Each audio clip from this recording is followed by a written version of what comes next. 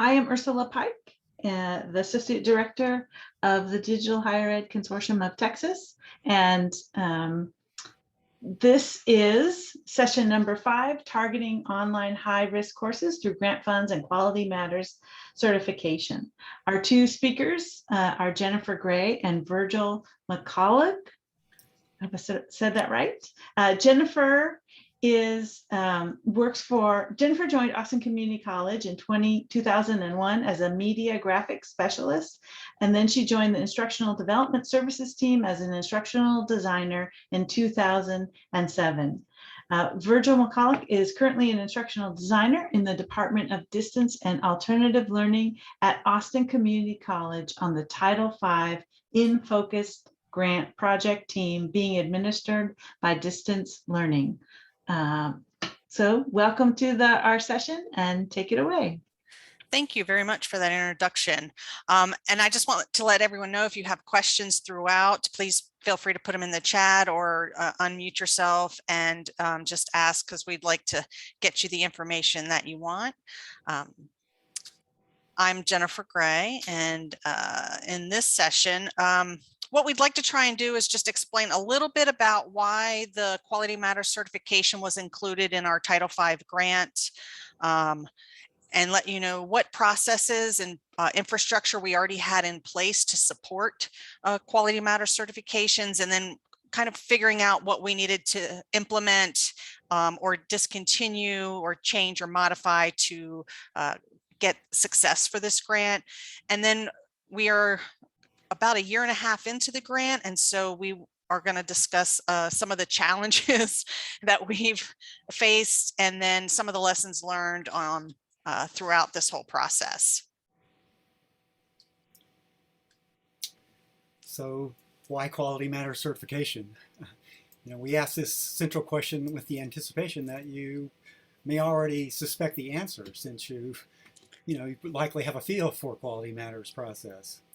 So we just hope to add some context, as Jennifer has referred to that question in our brief time together today. So next slide, and you can read that, and I'll give you some other information. It's currently Latinx students make up 38% of our student population. 45% of these students are first time in college. Online students are now the largest, fastest growing student population at ACC.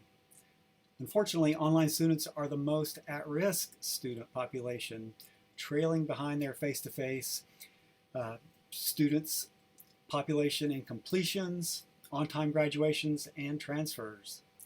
34% of all online students are Latinx. Well, that was prior to the pandemic. During the pandemic, that has doubled to 68%. Our Title V grant here at Austin Community College was awarded for a 5-year period and has 3 very specific support mechanisms that we are hoping to expand for faculty and students in these online high-risk courses. And you might ask, what exactly is a high-risk course? Well, ACC online high-risk courses are those gateway courses leading into a degree or certificate that have less than a 68% completion rate. So to reduce that completion rate percentage, first, our InFocus grant will provide faculty with resources to pursue a nationally recognized Quality Matters certification. Second, we want to strengthen academic support for students in online high-risk courses through the use of embedded tutors. And lastly, this grant will ensure students in these courses have access to distance education advisors providing intensive, and it's sometimes been referred to as intrusive, advising support in order to meet student needs in a timelier manner than they might get on their own. So keeping in mind these 3 critical grant components, this Title V Hispanic Serving Institution grant will provide us an opportunity to tailor our support for Latinx, low-income, and underserved students. Specifically, by expanding support for online high-risk courses at ACC, we hope to improve online Latinx course completion, fall-to-fall persistence, on-time graduation and transfer rates, and increase the overall Latinx enrollment. But still, why Quality Matters certification? Well, To echo research information from Quality Matters, and you can read this, course review results in better course design, which makes navigation easier for students, reduces barriers to student achievement, and results in better outcomes. We add that it is a collaborative and collegial process that centers on continuous improvement. So that statement is at the center of why QM certification is a core component of the Title V InFocus grant. Next, Jennifer is going to delve into some of the grant infrastructure and processes related to QM certification.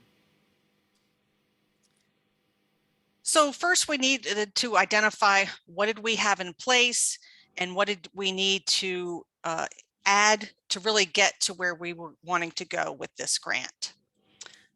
So prior to getting this grant, which we got in October of 2020, ACC already had some infrastructure and processes in place.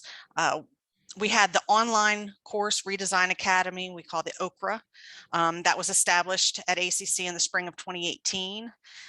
In this OKRA process, it's a 12-week process where instructional designers assist faculty in redesigning their courses to meet Quality Matters standards. Taking the APP QMR is the prerequisite training for all faculty participating in the OCRA.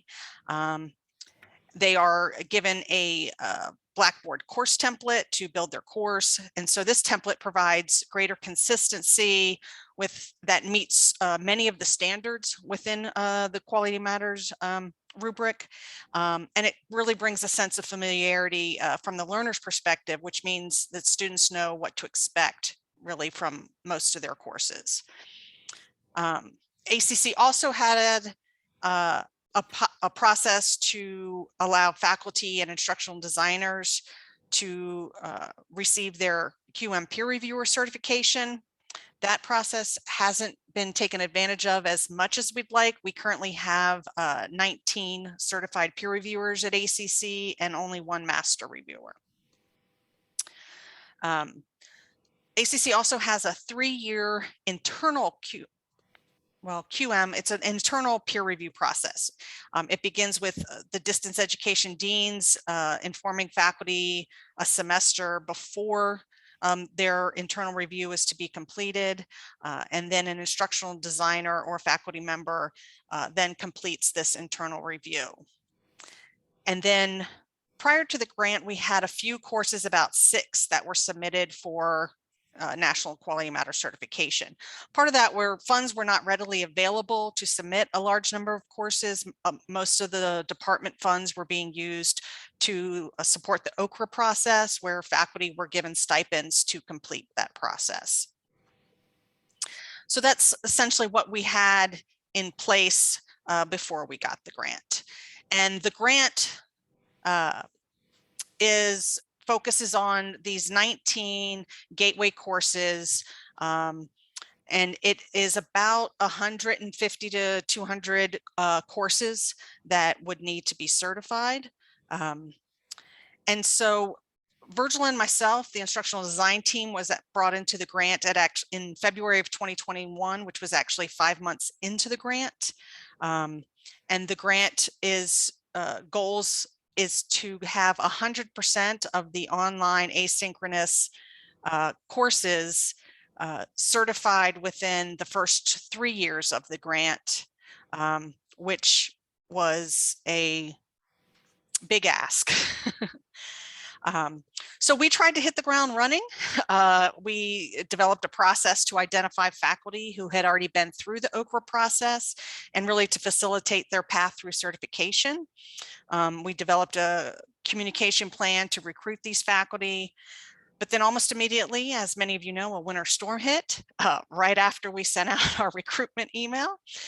So that highly impacted our efforts. You know, faculty were still dealing with a global pandemic, and then they had immediately lost a week and a half of their semester in which they were currently working. But fortunately, even with those challenges, we were able to recruit 6 faculty right at that spring semester of 2021.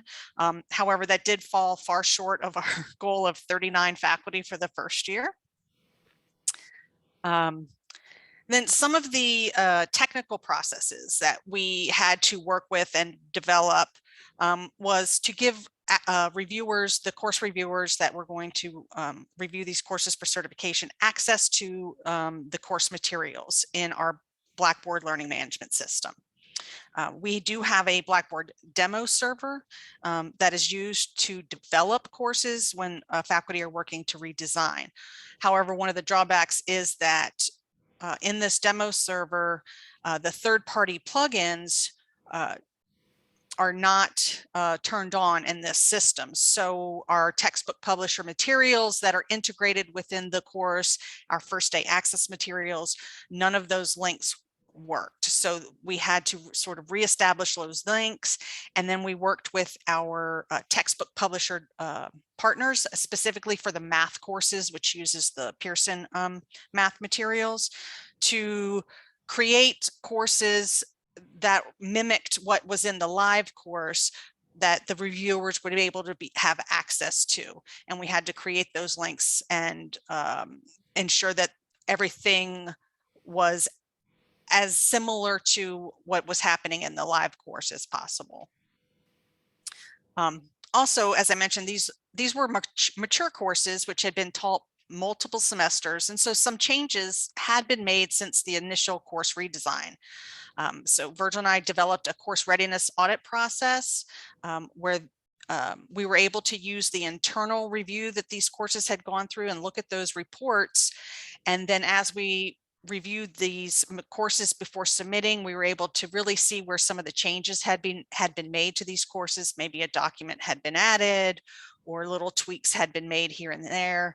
And so we were able to create a survey that we could submit our findings and recommendations for the faculty, so they would be able to see what standards might need some attention before submitting for official certification.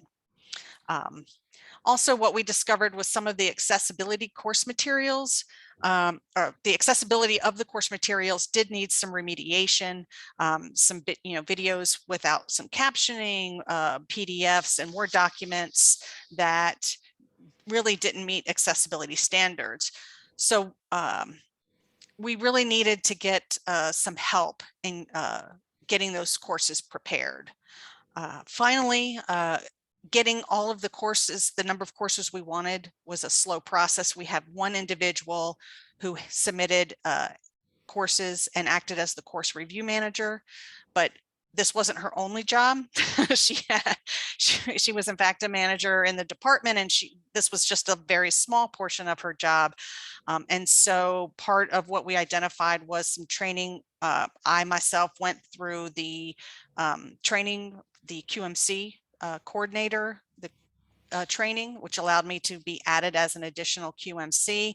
And then I also went through the course review manager certification path, so that way I could act as the course review manager for the courses we were going to submit for the grant, because we still have courses that go through our regular distance education process that are submitted for certification. And now I'm responsible and facilitate the path for those courses specifically listed for the grant.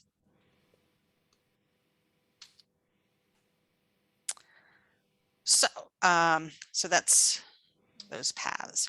So we really, faced quite a few challenges in the first year. So the first one was really redefining attainable goals.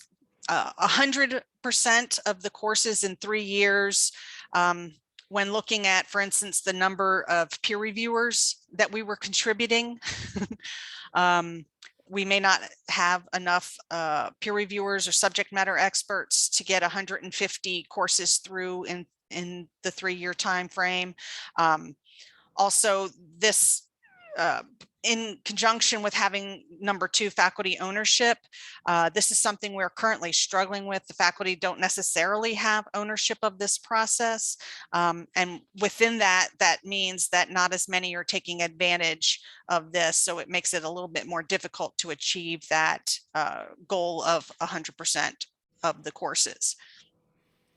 After the first year of the grant, we did bring in an external grant evaluator who through her recommendations did encourage us to focus on really the quality of the courses that we're having certified and not necessarily the quantity of courses. And we wholeheartedly agreed. We really want to have the courses we're sending through be really high quality courses, because those will be best serve the students we are trying to reach. We do have, as far as faculty ownership, there are a few small departments that have really embraced quality matters, and we have some individual faculty here and there who really are becoming sort of our champions within their department. And so part of our process is really trying to work with them to bring more awareness of quality matters through this faculty initiative and faculty buy-in, because really until it becomes a faculty-driven process or a faculty-driven initiative, we'll probably continue to struggle with some of our recruitment efforts. Another issue that we have with the certification is the internal review process and a path for national certification. Both of those has created sort of a tiered system. And some of the language that's been used has been confusing as well, because some of the faculty have been told they received an internal certification. So when we contact them for our, the National Quality Matter certification, they've responded, well, I'm already certified. And then we have to gently let them know, you had an internal review, which is not the same as a Quality Matter certification. And so we met with the instructional designers who are working with these faculty in the OKRA process to really let them know that some of the language is confusing, and to make sure that we're more precise in how we are describing what the different processes are at ACC. And really, and Virgil and I, when we do talk with faculty, we also need to be clear in our communication in the advantages of getting a national QM certification, going that step further past the internal review to really have that collaborative collegiate process of refining your course according to these standards. And then also I mentioned about document remediation. We were fortunate enough to, with the grant money, to be able to get an hourly course developer to help us with some of that. And then also we are going to be able to convert that into a full-time position. And hopefully maybe in the future we'll have more than one, but for now at least we are starting to get some of the help to help us and to help the faculty with some of the workload on getting those courses ready. And then also, as the QM coordinator, I now have access to reports, and I can look at all of the reviews, and it's starting to help us address some of the training gaps that might be apparent with some of these reviews. We're currently reviewing our processes. We're currently reviewing what the reviews are saying for these courses. And we want to kind of bring back to our instructional design team information on, what standards are we really missing out on? Where can we work to improve some of this process for the faculty?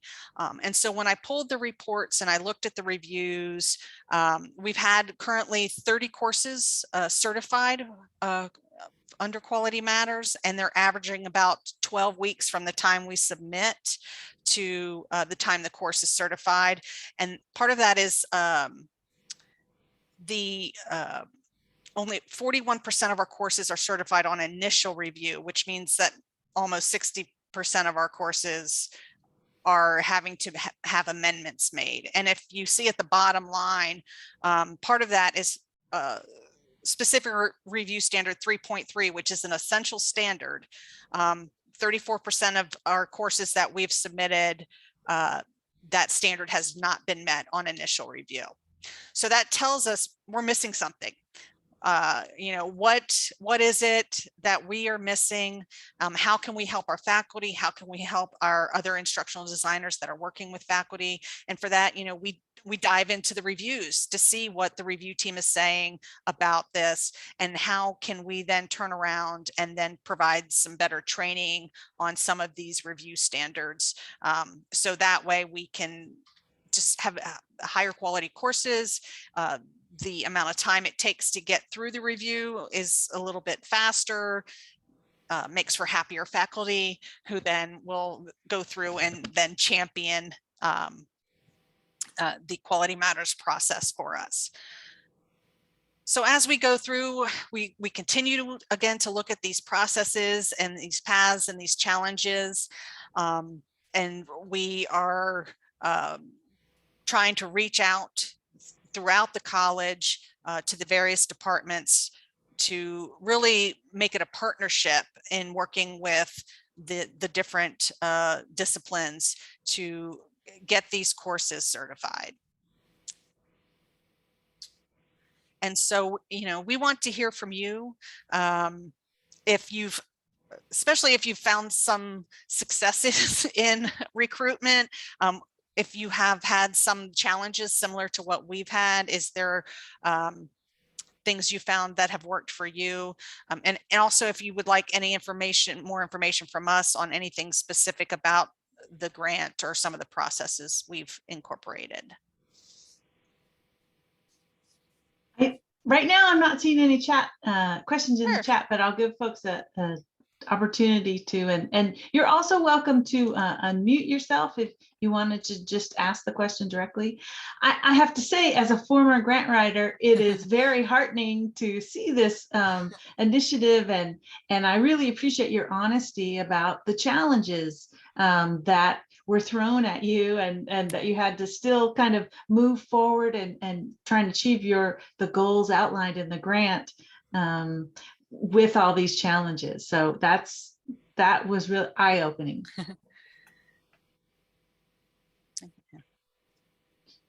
And was this, I know that one of the first things that brought QM to ACC was a previous grant. And I think that experience years ago probably helped pave the way for this. So hopefully future grants also. Yeah, we've had, at least as far as the number of faculty going through the APPQMR process and the OKRA process, we have a significant number of faculty doing that. It's really getting the message across about how going through an official QM review can really help improve your course, because and we've posted this on our website, and we've sent out newsletters to the faculty on the responses we've gotten from the faculty that have been through this process. And they really, once they've gone through it, are excited about, the improvements to their course. That's great. That's so wonderful to hear. Well, if there's nothing else, do you have any last words you want to share? Oh, wait, I am seeing one question. Let's see here. What is the name of the grant? Oh, it is Department of Education Title V InFocus grant. Okay, Department of Education Title. Okay.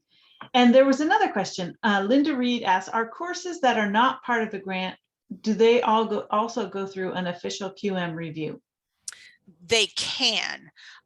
We do have a few of our pharmacology courses have gone through, some of our medical technology courses. That's the reason why not as many of those have gone through, is again because a lot of the departmental money has been used for the OKRA, but we're looking at possibly, since we've gotten since 2018, so many courses now through that OKRA process, we can start taking some of those funds to then get more courses that are not part of the grant to start moving through QM certification. Okay, all right.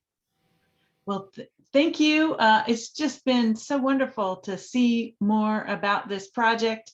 I remember reading about it, and so I love finding out a little bit more details about it. So good luck with your continued. Oh, I see Richard Palmer has Richard, raised a yes. hand. Yeah, go ahead, Richard. Hi, guys. Sorry to interrupt. That's okay. So I had a question. The areas that you pointed out that you guys struggled with, the accessibility stuff on 8.6 and the specific and descriptive criteria on the assessment and measurement. I think that was 3.3. Right. So do you guys, as you're working with faculty, do you point them towards outside resources to help with these things, or are you working more internally with them one-on-one? It's maybe a little bit of both. Some of the, like for instance, I think it was the 4.3, which is citations. I worked directly with the faculty on gathering those citations with her. Some of the accessibility stuff,